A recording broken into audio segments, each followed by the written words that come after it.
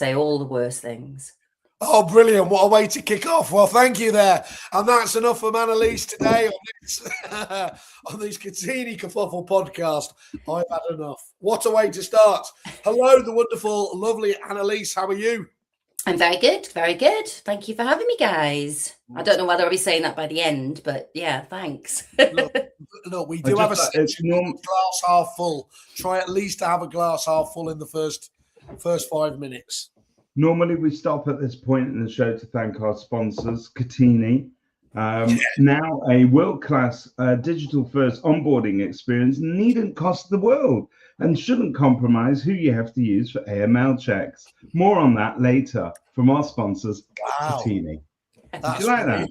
That's really slick. It does feel like you've betrayed the principles that we've built up over the last 8 years, though of not taking any obviously investments. But anyway, that's fine. At least we're here, because if we're gonna break our morals, if we're gonna become corrupt like the rest of the world, who could it be better with? Who could it be better with than people actually deliver?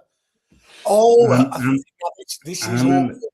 We're trying to her. Your ears must have been burning on Friday because we were talking about you with the lovely Adam McKay again. So welcome. So I think Regina's doing her own conference. I think where, if I'm not mistaken, she's got Tom Panos as a speaker. Yes. Adam McKay said he's attending. Based on that, I mean, I'd love to see Tom Panos. If someone could record it for me, that'd be great. Is that sorry, just to be clear, is that over in Waterford? I think it is, yeah. Oh, like you haven't already booked your plane? What a trip this is going to be, which is a bit rich, because as you just quite rightly pointed out, Annalese, I'm a little bit, I think you said sexily husky. Was that what it was, or did you just Definitely say... not. That's not what I said. So you smell like a husky. Just for full clarity. Oh, hang on. I need to get this right. Is it Regina? Regina? Regina. That's what she's telling me. Regina. Yeah, she's helping us out. And that's literally what I was talking about on Friday, was that I obviously go cold now when I'm forced to pronounce it. Okay, right. The amount of times people have missaid my name, like misspelled. How do they do that? I mean, do we have to keep it PG on this call? No, not. I mean, I've had some... I would say is, technically it's your show, so I mean, I've had Annalese. I get my name spelt with I's and E's all over the place. I've even had somebody spell it as Annalese. And that concludes for the second time. Here for Kotini for everybody. It's not even 10:30 on a Sunday morning. Let's wow. I'd had a few wines last night. Let's just say that. That's good. Well, as I said, I'm just a little bit networked out, because we did have, it was a lovely start to the year. Obviously, we're getting that whole ridiculous dry January out of the way. I've been very judgmental to anyone I've seen, obviously, adopting that. At the very time that bars, restaurants and pubs need your attention, you let them go, but we stepped into the breach. So it was wonderful. We went to the Rex AI Summit on Thursday, which was, we'll come back to a little bit later on. Interesting. And then obviously our lovely sister company, the Guild of Estate Agents, on Friday with the great and the good. And it was a lovely way to kick off the year properly, as far as I'm concerned. Anyway. Wait a second. I saw you and Russell Quirk playing some sort of game where it was testing your reaction speeds. Oh, the Bantam. Yeah, which was very interesting. Are you seeing a theme now with suppliers playing more games? Because there used to be a time where they just used to shower you with water bottles and squishy houses and stuff. Yeah. And then there was a time where they did like prize draws and that kind of stuff. And now there's a lot more kind of active games and stuff. Are you seeing that? They're quite interactive these days, aren't they? And you can genuinely get them. They were often quite a pain in the neck to sort out. I'm just going psychology. Back it's the get you to the stand. The more you're playing the game, the longer we've got to talk to you. So just giving you merch is like, oh, grab and go. Like Yeah. by getting a game, you get people to stand there. We did it at Flat Fair. We had a pick and mix stand. People there spend 2-3 minutes just getting their pick and mix. You got an opportunity to speak to them. So I did get diabetes from your stand, so you do need to. If that's all you got, that's fine. I'm not sure I want my fizzy cola bottles after he's had his fingers in there, to be honest. So, I think the other thing is, and we shouldn't look past it, it is genuinely fun though, isn't it? I mean, some of those ones, who is it, the Rainer Recruiter guys had that one, Annalese, have you seen it where they drop? Yeah. That's a good one as well. I refused to do it because I thought it made me look like a milkmaid, but... I tell you what, they had at the RAN conference last year. I think it was Desiree that had the Mario Kart game, which was amazing. And I'm very competitive and also very good at Mario Kart. And me and Kieran, obviously our founder, he ended up beating me. And then we got told at the end that the suppliers couldn't win. I was absolutely furious because we were the top of the leaderboard. Yeah, it's. I think there's a real missed trick though, actually, Annalise. I love your opinion on it.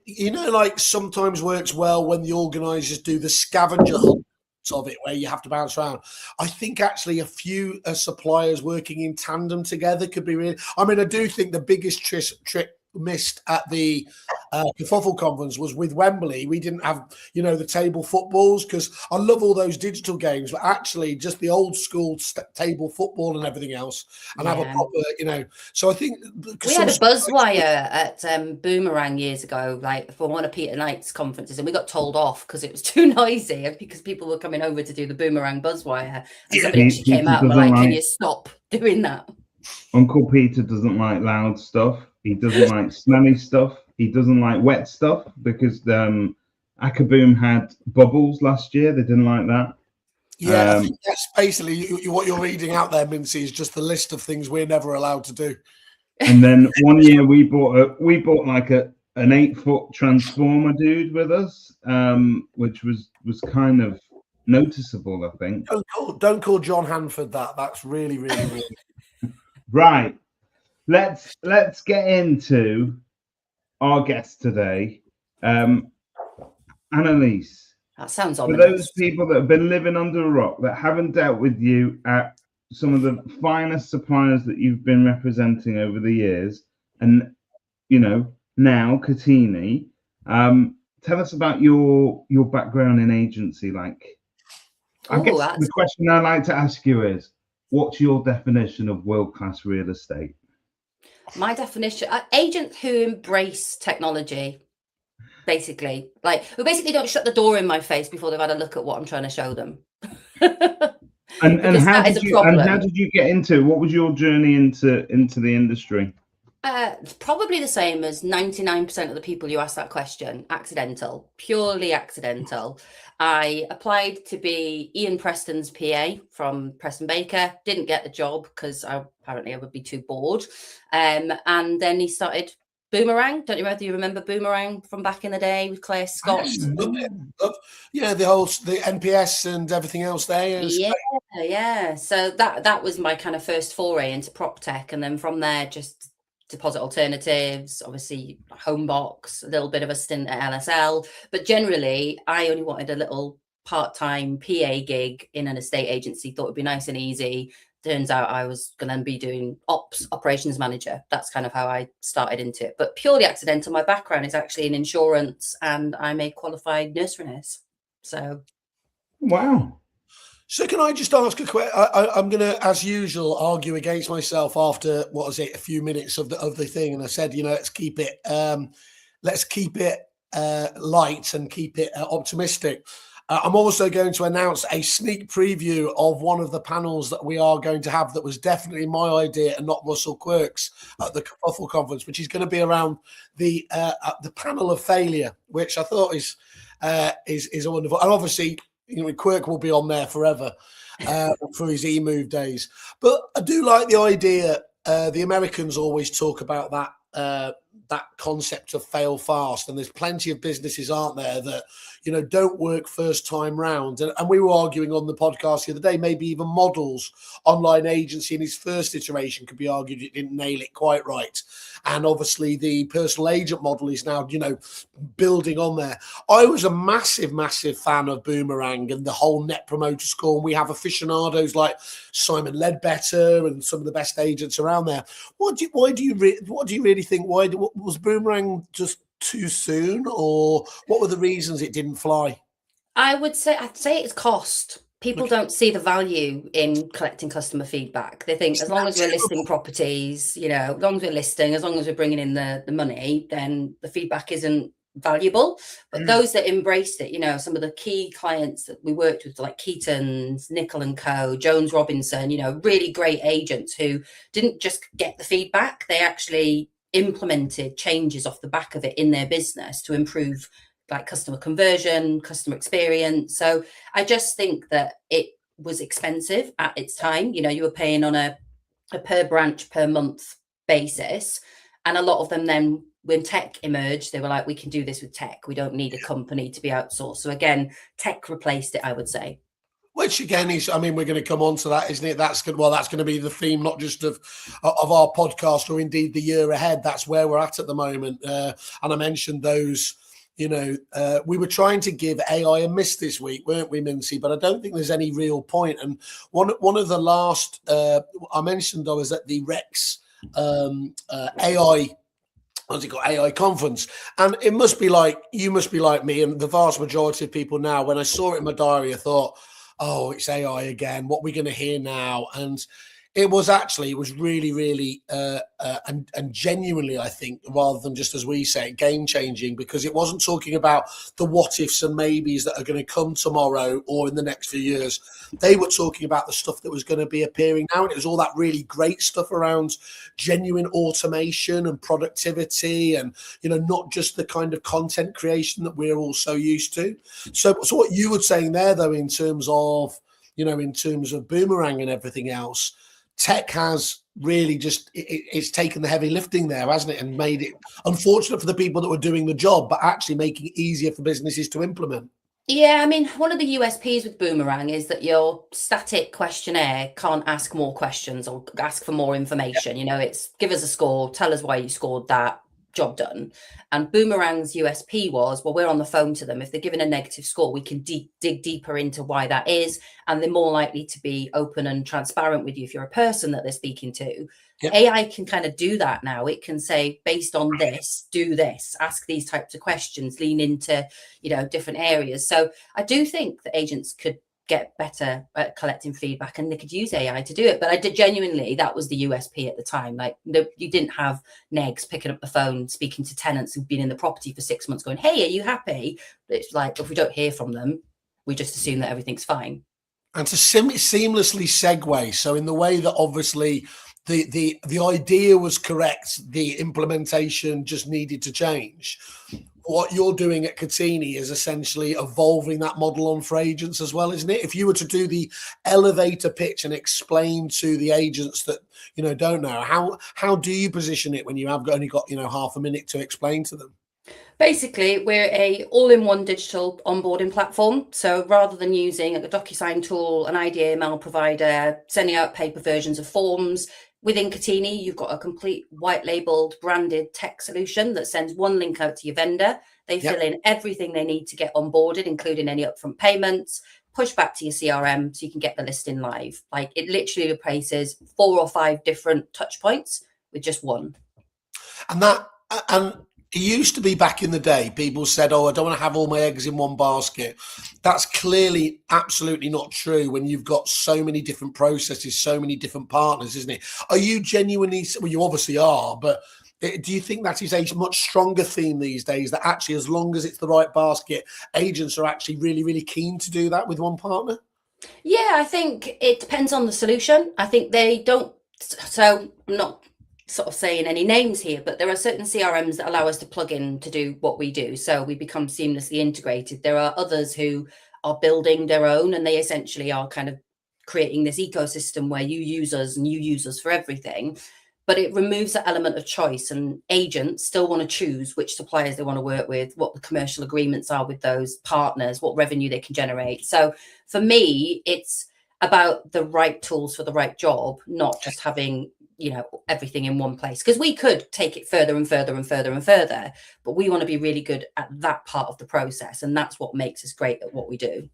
And Kotini sort of does champion that choice, because you guys, you partner up with people who on paper you might say, well, we compete, but you don't really, do you? Because you allow the agents to plug in the part of the process that they want to choose with a particular supplier. And I think that framework, if you like, of we can do it on our own if you ask us, but we will also work well with others if you ask us, gives that the agent both choices, really. Do you see, I mean, part of the reason that Kerfuffle exists is because there is just so much scope and there's just so much choice when it comes to supplier decisions that agents need to make. Thank God. Well, thank God. And long may it continue. We love the confusion. We love the fact that nothing's an all-in-one solution. But seriously, with all of that, there is a sense, though, that there are these growing partnerships now and almost consolidation between, just as we see an agency where we see sort of two agents merge.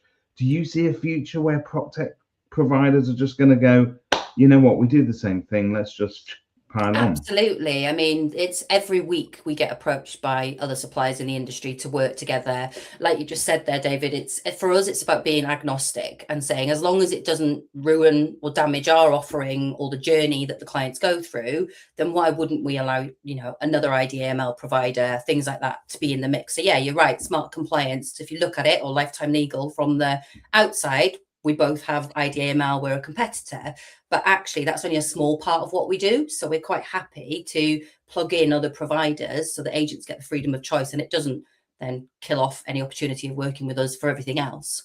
But yeah, I absolutely see consolidation. I think it's going to be a big thing in the next couple of years. It's not slowing, is it? I mean, ultimately, it was interesting talking to a couple of the agents, let's call it the Kerfuffle stand or the Red Lion, as it was known at that stage. And we were talking about it, and it was about that consolidation is accelerating, as we've been banging the drum for, both in agency and these now, you know, super groups coming together doing stuff.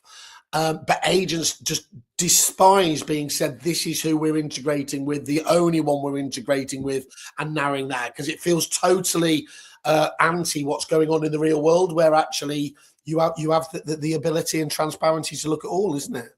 Yeah. If you're dictating what solutions they use, I think you're going to lose a lot of agents. You lost the argument if you can't do it on the basis it's the right one. So on that, and we don't have to mention them, but there are obviously CRMs and platforms out there.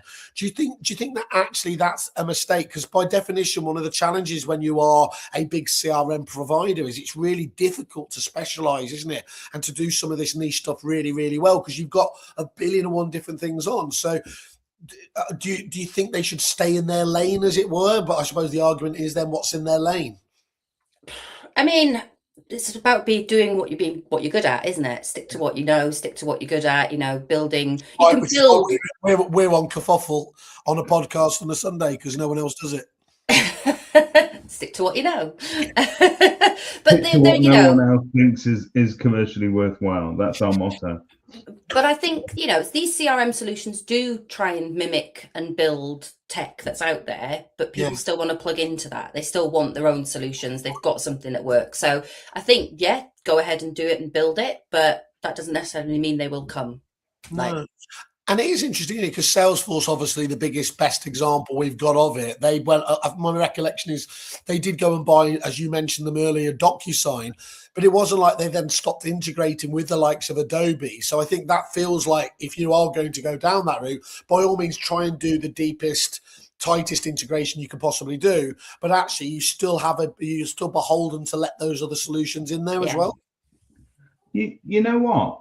You see a sort of a smattering of agents, and it's more and more. I mean, you mentioned Ian Preston earlier. There's Luke Sinclair. There's Michael Nettleton. There are agents that have created their own prop techs. PropTech 3.0, Mintz, as I christened it, PropTech 3.0. That's what he christened it. What's interesting is you mentioned a CRM provider. I'm not sure we're talking about the same one, but there is one that frequently gets called the Apple of CRM providers because they're creating this ecosystem. But I think one of the most interesting things that Apple did was when they took the lid off that ecosystem and said, okay, look, this is our platform. As long as you can comply with our OS designs and so on, we would like you guys out there to start building your own apps to feature on this. Do you see a future where basically CRM providers provide a platform and say, we now encourage agents to come up with their own apps and solutions? Repit did that, didn't they? Repit do it. And one of the things, as an alleged expert, I didn't realize until I started talking to some of the Rex clients on Thursday that they, with obviously Repit, it's their foundations app. And yes, whilst it focuses on the supplier integration, Rex have that exact same thing. And Annalese, you'll know this. We integrate into Rex, we know. Well, good. But what's great is, me meant to be an alleged expert about it. The level of tech experts were in that room. I mean, I was having to chat GPT their questions. And what was amazing was the deep knowledge and what they were getting on and doing there. And these weren't developers, who had been developers originally. There'd been agents that had, that were more technically able, and with a lot of these AI tools now, it's much easier to actually code than ever before. So it does open up a really exciting kind of future, though, doesn't it? Where you're not having to just have a off the shelf package or the choice of, like Foxtons, develop at huge cost, but to give you a really unique thing. You've got a wonderful halfway house. It's amazing. Like you can build a website now in like 2 minutes using ChatGPT. You can build like a fully functioning web page, which honestly, you can ask it to do it. It gives you the code. You plug that code into HubSpot, Salesforce, whatever you want to do. Yeah. There's tools like Lovable, stuff like that are out there now where you can basically go onto Lovable. Sounds like a really weird. I was maybe quiet there, to be honest. It could probably be used as something else. But literally you go into it, tell it what website you want it to do, what functionality you want it to have, landing page, and it builds it within seconds. You don't need to be a developer. You don't need to know how to code anymore in order to create first stage web pages, landing pages, apps. It can build you an app. It can do all sorts of different stuff. Like, it blew my mind that I could build a landing page which had like interactive buttons and links and everything within seconds. Yeah, and that's right at the forefront, isn't it? I mean, you're in less than 2% of people, I would guess, that are trying that now. But the fact that technology is ubiquitous and is developing on a rate of knots like we've never seen before, those people. So somebody, I won't even talk to you about my algorithm in terms of what it is, but one of them found me yesterday, and I did start to it resonated for me because it was somebody trying to sell AI consultancy to enable you to help others to double down on it. And they likened it to, I can't remember when the date was, but those SEO firms that did earn £4,000, £5,000 a month because people wanted that access. And yes, obviously, once it becomes commoditized, that goes away. But there is a gold rush there clearly for people that if they get ahead of the game, you're going to be in a wonderful place. It's incredible. And I spent like 2 hours on the train the other night, sat next to some guy who was like, talking about AI and how he didn't like it. Basically, by the end of the journey, he downloaded all of the apps I'd given him. He'd built like this landing page on little app on his phone, and he was like connecting with me on LinkedIn, but I think people are scared of it, that technology. Yeah. There is a fear, and I think it's generational fear. I don't think it's, the younger age don't really use it either. I think there was a bit of a study that came out and said that like sort of millennials aren't really interested in AI and those sort of tools or the videos and stuff that it creates. You're saying so, yeah, because I thought you were going to say that kids don't have a fear. You're saying that they're not doing it as much. They don't like it. They don't like it. I think there was a survey that was done recently, and I'll dig it out and pop it in the comments, but it was actually that they are veering away from AI. It's kind of that older generation, sort of mid generation, that are leaning more into it, the ones that are kind of more entrepreneurial, want to get things done quicker, faster, better. They're not using it in that way. They don't like it on social media either. It's a very interesting study. these kids are being raised in a world where they don't know what they can trust. They don't know what's real. Their brains are now programmed to look at every image and try and reverse engineer it and see, well, hang on, is that AI generated? Is that clip AI? They're being raised with the sense that they're being cheated a little bit, and the political kind of rhetoric is also telling them that they can't trust what they see. They can't trust what they hear on the news. They have to sort of try and get their own news sources. I think we underestimate sometimes the trust issues that is the legacy, not just of technology. It's just the legacy of this day and age of fakery. Well, imagine being a 7 or 8-year-old believing that a dog can do that dance that's doing the round on social media, those dancing dogs and stuff like that. It's crazy. You can, but the animal rights groups just won't like how you actually manage to get it to do it. That's all. But it's fascinating what you say there. Me and Millie literally have daily arguments about it because she comes at it from the Greta angle that it's obviously, and it is obviously at the moment quite rightly horrific for the environment from an energy point of view and water and everything else there. But the other one, she has a real passion that, again, it isn't being human, it isn't being human produced. And it's that slop, isn't it, that they keep talking about. And there's no doubt about it. I keep coming back to this. It's fantastic that, the content that you can do. And we're all aficionados of it here. But what no one's answered me yet is, how does that guarantee access to your inbox if there is such a thing these days anyway, because there is so much generated nonsense? How do you attention is still the currency, isn't it, in terms of there? So you can create as much great content as you want, but how do you actually make sure they get seen? Yeah. And like LinkedIn and stuff like that, I think the algorithms also now sort of cottoned on to the fact that a load of that content's AI generated. It doesn't share AI generated content or images, things like that. If you post a fully AI written post, it gets less engagement than a human first post. But it's interesting that though, Google, because that was the understanding that I had as well with Google, and actually Google has put clarification out on that now, that it's not anti-AI, it's anti-low quality stuff. So it's interesting that in a fast moving world like that, because there were lots of, did you ever, what was that? Was it Robots? Was it the Channel 4 TV show about kind of androids, human-based androids coming on? And in that series, there was that very Luddite kind of reaction where humans get violently misdisposed to, these robots coming and literally taking their jobs. You can genuinely see there is a huge kickback from people, isn't there? They want it. They want AI stamped, and it's interesting. I do see a lot of stuff now coming out there because they just don't like being fooled. But it's easy to do though, isn't it? Even if you put content on and it downloads with an AI generated, what do you do instead? You take a screenshot of the picture and upload it as a new one. So there's always ways around all of these sort of prove it's real. It's like, well, isn't it just strange that you go down that route and you get, we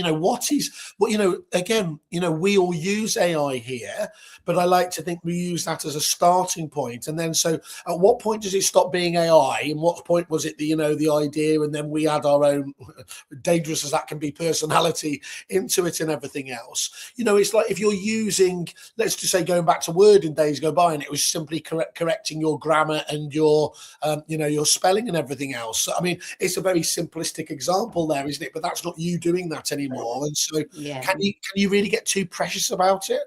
No, I've used tools like Grammarly and stuff like that for years, for years, way before anybody really knew about it, or even just like tech tools like Waze I was one of the first Waze users back in the day. I love tech, but I think there is, as you just quite rightly said, Simon, it's only as good as what you put in, what you get out. So it still needs a person. It needs a human to tell it what it needs to do. Ironic though, in days gone by, being a developer, for some people was the ultimate dream there. Whereas our poor kids' future is to be a AI prompter. Yeah. It's not it's not the sexiest thing in the world, is it? So, what do? You walk into, I tell the AI what to do. People are actually hiring for those roles now, though, aren't they? By the way, I can't think of a better position to fill for at the moment, because again, that's all. If we take it back to my old world and tech in any kind of level, we always encourage people not to roll out too much tech at the same time. And actually, especially with important things, like, and it'd be interesting coming out to get your view from Kotini, but actually, from a CRM point of view, I was arguing don't bother getting any other tech until you've moved your usage of CRM from using half of the system up to 60, 70, 80%. That's where the good stuff happens, isn't it? Yeah. And to be honest, we're a small part in the journey, the CRM, everything that we do. It's a very, very, very small part of the transaction.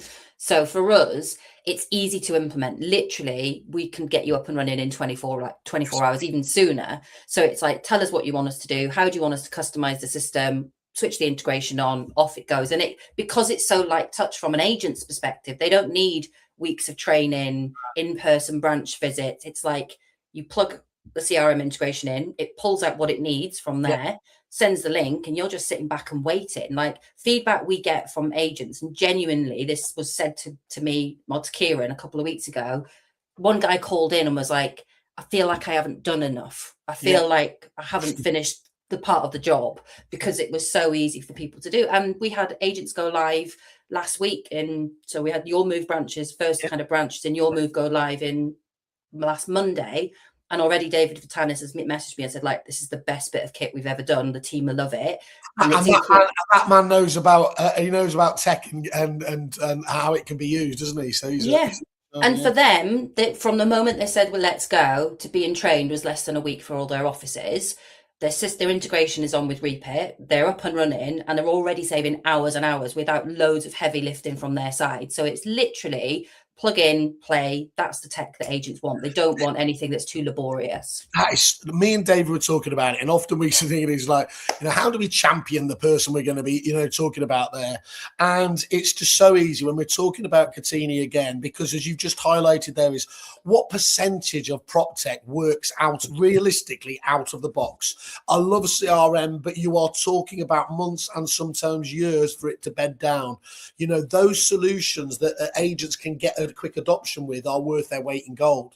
Yeah, and that's exactly what it is. You get anybody on our training, on our demos, and I think we were going to sort of talk about this, about who's knocking whose doors these days, suppliers versus agents. But once we get people to sit in front of a demo, they're like, it's a no-brainer. That is a most common bit of feedback that we get on there is, why wouldn't we do this? How quick can we get set up? And it's like, as quickly as you want to. You know what you just said, like a no-brainer there. And we always joke about, as many obviously prop tech, about the overused phrase, you only need one more listing. The challenge with these ubiquitous phrases is we almost get nervous to use them ourselves, don't we? Because they are, but actually it's really important we don't abandon the actual reason why people are saying that, because otherwise we are missing that elevator pitch about what makes it true. Yeah. And the bit that makes them say it's a no-brainer is, we're currently doing everything manually. We're triggering things, with it. We send a contract here, we send an ID link there, then we've got somebody following up and chasing. With this, it's literally, you send it all. The system does the nudges, the reminders, it does the jobs of your team. I mean, to the point where I've got a 5-branch agency going live. They're kind of 5 independent partners. One of the partners is not going ahead with us, and this kind of made me laugh, because she was afraid that it was going to replace her job. And I was like, and again, that's what you've got that aversion to tech sometimes, because people see it as, this is my job, this is what I do. If I don't do this, what else am I going to do? Mincy, have you got the Simon Whale name drop klaxon ready to go off? Because when I was talking to Peter Rawlings at the Guild conference on Friday, we were having a chat. Yeah, get that. I know. When we were talking to, and this is less good, but I'll do it anyway. Paul Mackay from Sarah Mays. We were having a conversation, and we were talking about that, that exact point. And it was when we rolled out the Repeat lettings and account software over there. You saw in a room that it was really fascinating. Once you know what to watch it, you saw the staff members. They were actually accountants at that stage. And at the early stages, like, that's brilliant, that's amazing. And then suddenly, there's a moment where it clicks at different points. Is this going to replace me? Yeah. And as we being the woke socialist, champagne socialist I am, my anger was not about saving headcount, although there's a bit of a wink if you wanted to. It was obviously about reappointing and redefining what those people do. Exactly. Point them towards revenue generating activities, not stuff that's just button pushing. That's it. I can't remember whether it was a podcast or a webinar I've done quite a few this past week, but and the bottom line is, my opinion is that I think agents are really bad at working out what to do with the time that we give back to them. So, every prop tech solution says, I'll save you time. Yep. Some of them say I'll save you money, but most of them say I'll save you time, because we all acknowledge that is the one thing that agents want more than ever. And I think having that time back, some agents are just incapable of getting their head around what to do with it, because you will just fill it with more unproductive busy if you're not careful. I've got a theory on it, Mintzy, actually, there is. And one of the problems you've got is it's not like you're going to turn a load of accountants into them prospecting, is it? They're not going to suddenly go full Josh Vegan and suddenly start. It's a different skill set. You're right. Skill set. And then the other thing is, I think, we all talk about why does the job feel so much more stressful? Why when we've got more tech than ever, is it taking more time to sell a home and everything else there? It's because there is loads more compliance. We are doing so much more in that pipeline, which of course is why Kotini is able to help out and everything else. But the other thing is, I believe that there is, the number of, I haven't got this stat, but I'm desperate to get it, is go back 10, 15 years. What was the average amount of staff members in an average estate agency office? Let's say it was 5 or 6. It is definitely dropping, is my guess. And because of that, then they are doing loads of different more roles. Pressure. There's more pressure, there's more roles. So how do you release that up? The only argument, I think, and this is why it works so well with lettings, is you do genuinely get such an easy, or not easy to achieve, but you can see where the economies of scale come, which is why, of course, the likes of your LRGs and Lomans buy up rent rolls, roll them into their efficiencies because they can make it. Where I'd like to ask you, though, Annalese, is obviously in your world, is that now do you think you're able to almost get those same efficiencies from the sales side of the business as well? Absolutely. I mean, we have agents come to us all the time and say, look, we basically need Kotini. We've got 2-3 members of staff that are just doing this job all day, every day, costing us $100,000 a year. We're not going to them saying we're going to save you money, but like you said earlier, they can diversify what those individuals are now doing into revenue generating activities that cover their salary. Because at the minute, you've got someone just chasing IDAML, that's a pointless task. Yeah. I'm just Googling. And I would argue as well, it's frustrating. And I've always said this about solutions like Kotini, but it is frustrating, isn't it, for the customer? They want a decent onboarding experience that doesn't involve, well, can you sign this and can I just have that? It felt very fragmented. If you think about it, when you open a bank account, I don't remember the last time you opened a bank account, but when you open a bank account, they're powered by ID providers, but you go to the bank's website, or their app, you create an account. It doesn't send you here, there, and everywhere. It does everything in one place. That's how onboarding should be in a estate agency. Yep. It should feel as modern and as simple as opening a bank account. At the minute, for most agents, it doesn't feel like that. Vendors come into the market, they've got paperwork coming at them from all angles. They've got links for documents, links for apps, all these things that they need to download. Why? Why is that the way that we do it? And the answer is because that's how we've always done it. We do like to open an account every week. We like to keep the money moving around. So that pain, yeah? Rather Ted Star, rather than, it was just the money was just resting in our account. But yeah, I think that's it. And it's again, it is interesting at both. At the Guild conference, again, somebody made that point, which I do love, is you're not just being judged against other estate agents these days. You're being judged against other businesses. And if you don't have that experience in my world of, the seamless efficiency, too good many ways of Uber Eats or Deliveroo, why can't I have that same level of, I want to control. But, when you get driven so many times back to a desktop, which just seems so, rather than being able to do it on your phone these days. I know there are times when, but they should be a minority, shouldn't they? Our app is mobile only. We refuse to build a physical app. We're like, do you know what? As long as you've then got internet, you could get access to Kotini, whether it's web, phone, browser, desktop, doesn't matter. But upwards of 80% of people are engaging with it now on mobile rather than desktop. I think there's that psychology piece. I think there was an article that I read recently that said big purchase things people tend to go to desktops for. So like you're booking a holiday, things like that, looking at properties to buy, you go to the desktop first, but then you want to hand it over to mobile because you're always on the go. Yeah. Here's a headline then from the future. If you're still using your fingers to do it, you're doing it wrong. I spent some time this week with in a segue to Mal McCallion. I caught up with Mal on his it's no longer called the Right Move Resistance Tour. Model Prop. The AI and EA tour. But I caught him at his Manchester end of the gig this week. And what was really interesting is that developers who are forward thinking are not necessarily designing stuff for desktop or mobile anymore, where we have to use our fingers to either type voice or move things around. It's all voice. And if you think about it, I think we ended up inevitably talking about Star Trek, but basically, when you look at Star Trek, it's always computer. Will you just do this? And will you just do that?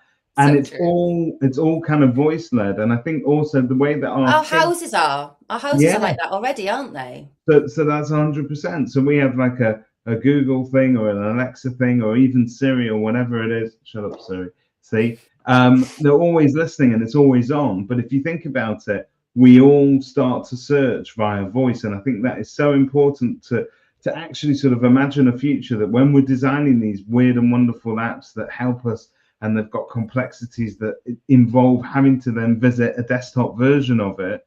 Actually, if you want to sort of plan things for the future, think of a world where you cannot use your hands and you can only search for it. I do like the idea, Mintzy, that every week now we should say something like, "Hey Siri, 2 men and 1 cup," and see what goes on in every listener's home.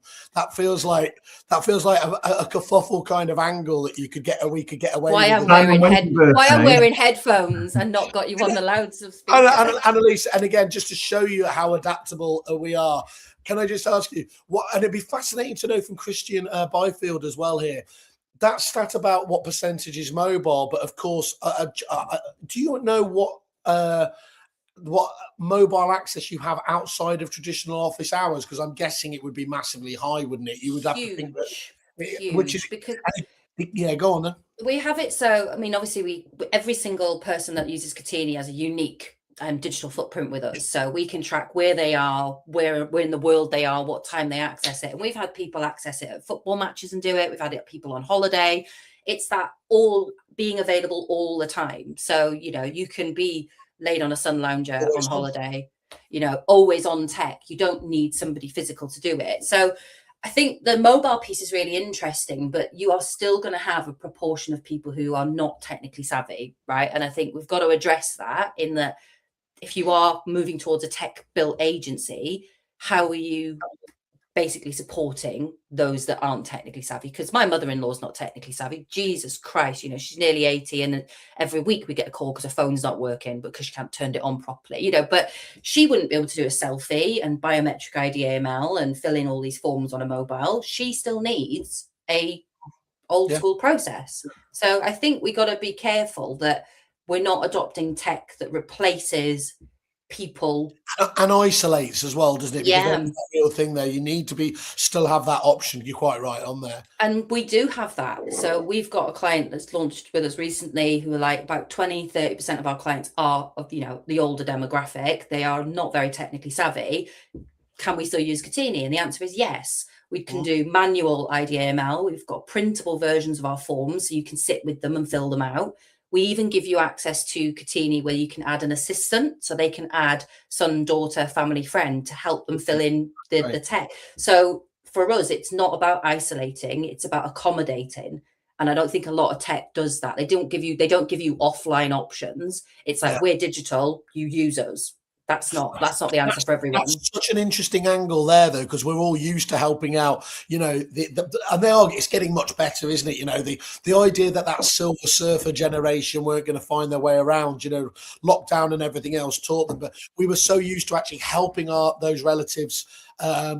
Work with the likes of Zoom and everything else. So the fact that you kind of actually factored that into a part of the process is a dead interesting evolution, really. It is very interesting. I'm talking about older people and tech. I remember when my eldest got Instagram a few years ago during lockdown, and I remember telling my mother-in-law that she got like, I don't know, 150 followers. My mother-in-law rang me up in a panic, telling me that Megan had 150 people following her, and she didn't know who they were. So you've got this this crazy age thing where I was like, look, they're not physical. She's not the bloody Piper. There's just an online followers. They just don't understand it. So yeah, I think what I really like about Kotini and what like Harvey in marketing, what Kieran does with the development of the proposition, and Jack, who's kind of our engineer, is they are always thinking, how do we make it so that somebody who's not savvy can still access our solution? We're not excluding them from it. And there aren't many companies out there that I've seen that do that and offer an offline solution. We've always dreamt about a Whaley proof kind of test where we just, if you can give it to Simon and he can't break it, then that is truly good tech, I think. If it's robust enough to we also haven't been brave enough to give it a go, though, have we? Well, I don't think any supplier wants to be the one that has you wreck their mainframe. We know what you did to it. Just wrap it in lettuce, and that tech won't get damaged by me in any shape or form. Righto. So, things that you've seen in the news this week, Mr. Whale. Is there anything that has tickled you, or is it more of the same? No, I mean, given I was out the picture from Wednesday to Friday, I've missed a large parts of the stuff. It seemed there was a story that bled into it, wasn't there? Did you see Simon Shinerock, who was commenting on that AI adoption piece as well, wasn't it? Is it going to just be sort of larger? I think we were saying these larger groups just coming together and everything else. And he was talking about, from his point of view, because Valpal got acquired by Giant Property Labs, wasn't it? Again, another sign there. You can see how that they've got that lead and prospecting platform as well, haven't they? So you can all start to see how very logically the suppliers are thinking about their tech stacks, as well as and how that fits into that ecosystem. So I don't know, it's been a really rich, as usual, you just start talking about how have agents started the year, and it does seem to be very positive. I don't know what with a couple of exceptions. Down in Wales was a notable one with one of the great agents I was talking to down there, but they do feel like the delay for the budget and everything else, that the uncertainty put things on hold. They've come out the traps in January and February so far. Absolutely. We like our sales volumes are through the roof in sort of January, start of Feb. It's kind of just been up every week for us. So yeah, we've definitely seen that pent up demand almost kind of now be pushed into the new year. So yeah, December was a hell of a lot quieter, and November than we would have expected. You're going to be thinking about it, Annalese. I've said for ages, there's companies like, a Moneypenny, who by definition with things like core volumes, not taking it down to just the raw stats, which we've had about how many buyers are registering and all the rest of it. But if you could start to see whether calls in an office are up or down and the types of those calls, that does give you a bit of a canary in the cage as to where the market is doing. I'm sure actually you're in a different stage of that, aren't you, as well? But actually, as Kotini grows and grows, you're going to be a really interesting kind of indicator of the market. Yeah, I think one for us is like when I joined Kotini, one of the kind of main questions I asked Kieran is like, how do we get access earlier, and how do we continue with that, client? How do we continue on that journey and getting access earlier? Like if we can be in the Val, great, because you've already you captured it at Val. We come in at point of instruction at the moment. So for us, it's like tools like Akaboom, things like that. How do we get access to the client straight away so that we can prompt the onboarding without the agent having to do anything? So yeah, I think, like you say, we collect a huge amount of data. We're doing thousands of transactions a month now through the platform. And we do see this kind of peaks across the country as well as to who's doing what the instruction volumes are.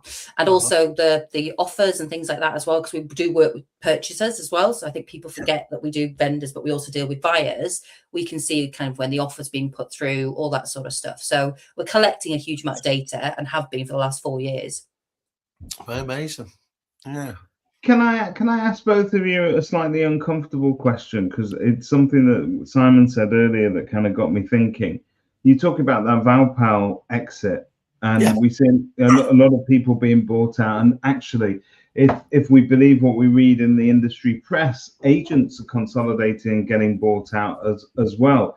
My question is the metric of success actually just getting out of the industry? So are we all just trying to get out? So as a supplier, do suppliers actually think I'm going to be here forever and I want to be doing this when I'm 80? Or do we all look at it short term? How can we pump it up, make it the best we can? Mincy, I do think we do that as agents now as well. Not to go full Godfather with it, but just when you think you're out, they drag you back in. That's a very real thing going on. Is it even those that I do believe actually wanted to get out find themselves, because the fantastic SEIS investment and EIS investments gives people a really good way of sticking. And look, why would you not invest in the industry that you're best, whether that's either in another agency or in a tech solution, rather than you go and play the roulette wheel of the wider investment world with none of that kind of protection? Doesn't make sense, does it? So I think what's really interesting, I famously come into everything, Mintzy, with no exit idea ever, which you always remind me about. But I think there's a new breed of, especially prop tech, that are coming in with really, really clear, defined, we're in this and we're out in 2 to 3 years. Yeah, and absolutely. Quite nice, and that's good, because then having that focus gives you really key objectified targets, doesn't it? Yeah, well, you know what your metrics are, you know what you want to hit in order to be attractive to the bigger suppliers you might want to acquire. Yeah, I think absolutely that's the way that it's going. There's no startup that I've been in the last 10 years that's gone, we don't have an end goal of exit. Welcome, and this time, welcome. Welcome to Kerfuffle, where we make this shit up as we go along. That's good. It's got to be good, hasn't it? I don't know whether, because were you coming at that in your classic way, Mincy, that was a bit depressing? No, not really. I'm trying to work out, like, as somebody who was in agency and kind of got out of agency, those who can't or won't do agency then do prop tech, and they do this and they do. But what I do see nowadays is this kind of very short-term approach that nobody wants to put their hand up in the air and go, I would be proud to be doing this in 30 years' time. They're like, no, I'm building this so that I can get out of here fairly soon. So it seems like we're all, both agents and suppliers, building for a short-term win where we can then go and do other things. Inevitably, but how would a self-employed agent be thinking about that? Because they aren't building the infrastructure. We've got this new breed of like waves of self-employed associates, whatever you want to call them. Like, they're not building for a sale. They're pretty much focusing on sales, and you can't really sell a sales line. And in today's metric, most of them have nothing to sell.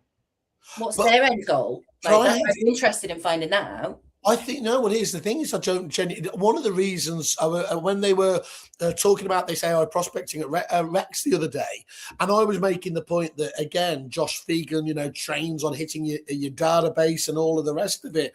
And one of the things that I've been most determined to find out is, why are the Aussies, as they always tell us themselves many times, are brilliant at prospecting, and why are the Brits not being great at it?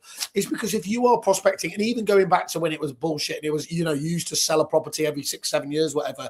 So why would the neg bother doing that when actually they probably weren't going to be the recipient of those, doing those, power hour calls and everything else there, where the Australian agent, if they know that actually it takes 10, 15, 20 years for that person, but they will still benefit, you can justify making those calls, can't you? So that's where you are building a lifetime brand. And dare I say, and I don't mean this dispassionately, but a lifestyle business. But what a lifestyle business. Because if you're an Alexander Phillips that's doing 12 million Aussie dollars, a year from that ethos, it becomes very, very sensible. And again, it's probably only a part of the market, isn't it? I think it's really interesting. I think when going back to what Annalese was saying there as well, and you're right, Simon, there are definite lessons to be learned from, say, an Australian model. And I think that when you see all of these agents, particularly the self-employed ones, and you think to yourself, well, what the hell are they building? And that, I think, is the very definition of short-term win. But when you actually look at it, a lot of them are not. They are selling properties, but there's an awful lot of them as well that are making the money by actually adding more agents into the mix, and it's that kind of referral scheme income that they're quite interested in. I mean, we've spoken previously about a very well established North London agent that has just recently flipped over to one of the main sort of self-employed brands, and I can see the gusto at which they are trying to recruit new agents now is absolutely unbelievable. And you think to yourself, well, we're in this world where you have to choose what message you're putting out to your public, because it's the same public. Your prospective landlord and your prospective seller are going to find you on LinkedIn and online. They're going to see whether you're pushing their houses and those services or trying to recruit people. And I just, we're in a world where I think sometimes we prioritize the short-term wins over kind of this is actually long-term to build up trust with the public. They're going to want to know that you are still doing it in 10 years' time, that, they can have a conversation with you this week about what their house is worth, but feel free to come back to you in a year and it will still be you that will deal with them. And I think there's a lot of comfort in that. So I think it's just that, I guess what I was driving at is that we need to sort of work on that balance between, we're very obviously we've all got an exit strategy. Some of us don't. But is our exit strategy actually informing the kind of customer service that we deliver as a result of it? To give you a final shout out, obviously, the one thing that is definitely true as well, isn't it? When agents are being acquired, and indeed looking at acquiring, a key part of the due diligence stage is looking at which suppliers you're obviously using there. And I'm guessing you're not going to disagree with me on this bit, Annalese. But when you have the right tech that is being acquired, where you can blend that in, like let's say David Vertanen again. Imagine he's acquiring a business or something else, and he knows that he's got Kotini in there or a Reap in there, all these ones that that actually sensible tech can be scaled, can be absorbed into their own processes. I'm not saying it's going to move the dial much, but it does definitely matter, doesn't it? Massively. I think one of the key drivers of us Nested working with us, so we're now working with the whole of Nested. They trialed us and then they rolled us out over like 2 to 3 weeks across the rest of their network, but they're constantly adding to their network. And the same with other self-employed models that we work with. It has to be as easy as possible to get somebody to use that system or to switch that integration on. Like if you don't have that and it's not scalable, which it needs to be, that's really important. But the other side of that coin is when you've got these bigger conglomerates, acquiring, they've got their big established tech stack, their big commercial agreements already in place. And sometimes they're forcing that acquired party to shift a lot of their tech when they've been quite happy with it as well. And I think there's a bit of a balance there to be had. Like if you've got somebody who's using Reapit today, they get acquired by somebody using Street, they may have already looked at Street and it's not for them. It's a difficult one. Is there anything more important then for an agency, and maybe even broaden it out to just a business, than scalability? I mean, you obviously have to have scalability with quality with it, but I think that's the key element, isn't it, of any business today? Is how do you do it digitally? How do you do it, using the best choice of AI? I can't think of too many other KPIs, can you, that do make that happen? No businesses that I speak to are sitting here going, well, we don't want to scale in some way, whether that's growing our lettings portfolio, acquiring another branch, opening another office. So it's always got to be there. It can't be in the rear view mirror. You've got to be looking forward and going, is this going to move with my business? And if it's not, it's probably not the right tech solution. Yeah, fascinating. Some very interesting themes emerging from this week's episode then. People getting to choose, I think, their own suppliers. I think that's very much something that people who are consolidating tech need to sort of think about in the future, not building too closed an ecosystem. And then the rest of it that we've spoken about is just, it is interesting. I think it all comes down to the common denominator's choice. I love the way you praised that there as well, and the rest that we spoke about. And the rest of it, if I was actually able to, I would have gone, ChatGPT, can you just do me a favor? Make me sound intelligent as we wrap up this week's episode. Mincy GBT, as we're calling it now. That's it. Where are you off to today? Are you footballing? I am. I have unusually actually looked into my diary and paid attention, because normally travelling over from Manchester to Liverpool as a Liverpool fan and forgetting that I'm travelling over there with 3,000 either United or Liverpool fans is not a sensible thing. So I remember today that we have got Man City, so I will be jumping into a Uber in the next 15 minutes and avoiding getting the crap kicked out of me. But anyway, that's Annalese, are you a football person? Or I am not. My husband enjoys the football. I do not. So. I didn't say. Hang on. I didn't say I like football. I said I like everything leading up to it. And is it he's still a the same Leeds fan, so experience? he's a Leeds fan, so he's always disappointed, isn't he? So is it always beer and a pie? Is that what you go for, Whaley? Is that your go-to? I'm not a pie person. Not now. I'm on the jabs, Mincy, of course. You know. How is your jabs journey going? Just before jabs journey, it is well. Not again. Thank you for noticing. But I've got. So you know, I said I managed to put on a stone in 3 weeks because I was getting in famously before the lock. I managed to. It's now started having a material difference in terms of. Yes, you just don't feel like eating, which is really, really weird. So it's not coming through because, of course, unfortunately, one of the greatest scams in history is that alcohol and drinks carry calories, which I still can't believe, but does explain a lot. Don't go missing in action again. Okay. There's whole stories there. Thank you for that, Rhiannon. I look forward to catching up with Rhiannon in next week's episode. Right, everybody, have a great week. I love the way she stalked us the entire episode. One of the best lettings agent who knows about tech, who knows about scalability and acquisition, and that's the comment she comes in with. She had all intentions from the beginning. Right, guys, have a fantastic Sunday. Annalese, genuinely lovely to catch up with you and the team. Obviously, I deviate over to your stand because I always think it's ours as well, given that it's pink and grey and a big day. But I think it's just I think it's fascinating looking at what obviously you guys are able to do for agents. So obviously stay in touch with us on that. Awesome. Will do. Thank you very much, guys.